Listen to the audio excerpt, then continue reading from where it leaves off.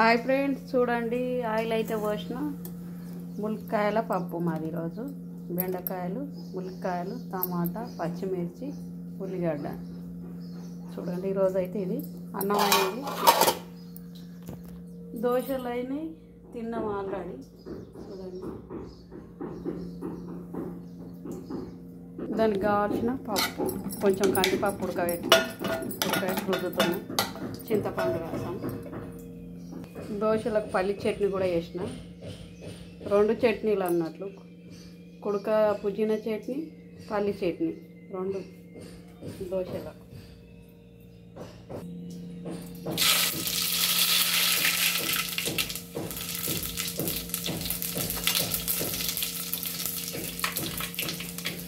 ఆవాలు, జీలకర్ర, పచ్చిమిర్చి.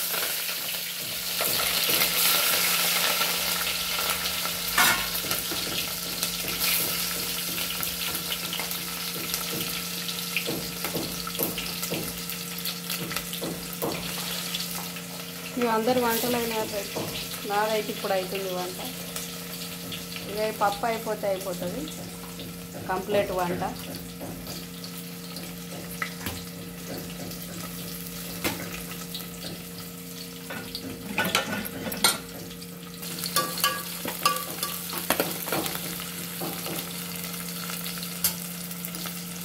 కొద్ది అంతా కరివేమో,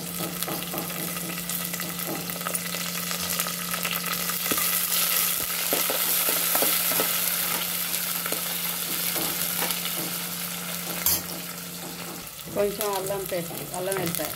నేను ఇట్లా పసుపు వేసి దంచుకుంటాను, నాకు కొంచెం ఉప్పు వేసి పసుపు అల్లం వెళ్తాయి, ఫ్రిడ్జ్లో పెట్టుకుంటా.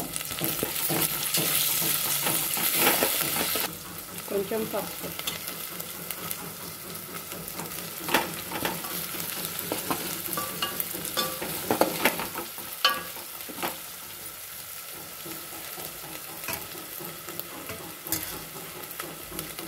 తర్వాత గోల్డండి ములక్కాయలు, బెండకాయలు ఇందులో వేసుకొని కొద్దిగంత తగినంత ఉప్పు వేసుకొని కొంచెం సేపు నూనెలు ఉడికించి కారప్పొడి వేయాలి. వేసి మన చింతపండు గుడ్డు అంత రసం బిస్కెట్ వేసుకున్నది ఇలా పోసుకోవాలండి.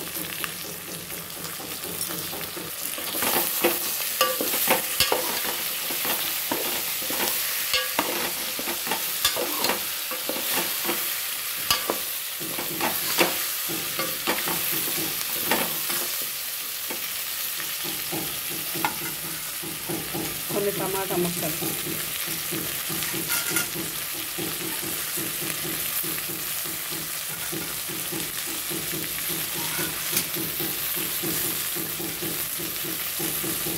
కొద్దిగా కొత్తిమీర,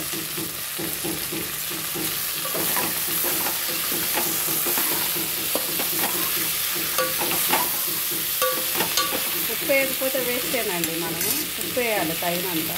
ఈ ఉప్పుతోటే మంచిగా టేస్ట్ వస్తుంది.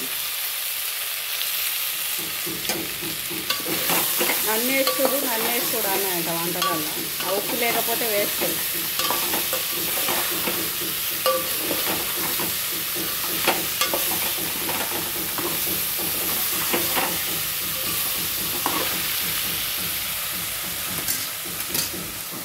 కొద్దిగా అంతా కారపొడి,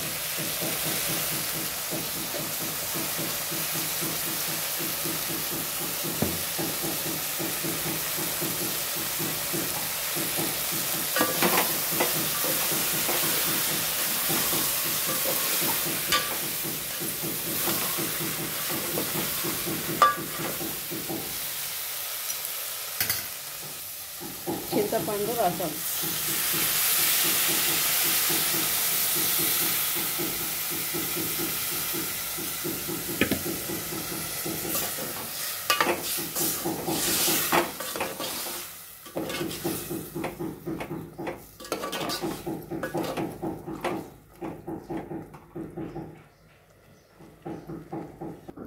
ఉడికించి పెట్టుకున్న కందిపప్పు. చూడండి, కందిపప్పు ఫస్టే ఉడకబెట్టుకున్నా అన్నట్లు పొట్టుతో.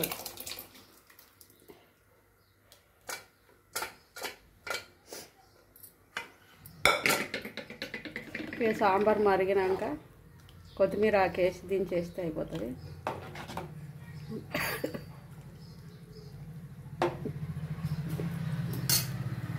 కాస్త ఉప్పు పట్టేటట్లుంది, నురుగు వస్తుంది. ఇంత ఉప్పు వేస్తున్నాం. సాల్ట్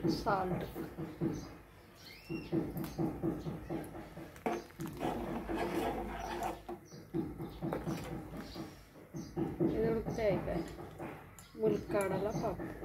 చూడండి, ములక్కాడల పప్పు మాది ఈరోజు. మీ అందరు ఏం కూరలో కామెంట్ పెట్టండి ఫ్రెండ్స్. నాదైతే వచ్చేసి వంట అయిపోయింది.